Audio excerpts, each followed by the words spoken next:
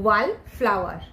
ওয়াল flower মানে পার্টিতে যে ব্যক্তি এক কোণে চুপচাপ দাঁড়িয়ে থাকে, কারোর সাথে মেশে না, কথা বলে না বা ডান্সও করে না, একটু লাজুক প্রকৃতির, তাদের আমরা বলি ওয়াল ফ্লাওয়ার বা ওয়াল ফ্লাওয়ার্স।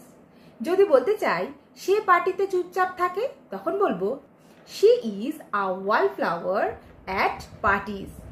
যদি বলতে চাই টিনা পার্টিতে চুপচাপ ছিল, তখন বলবো টিনা ওয়াজ আ ওয়াল ফ্লাওয়ার অ্যাট দ্য পার্টি। যদি একজন ব্যক্তি চুপচাপ থাকে, আ ওয়াল ফ্লাওয়ার।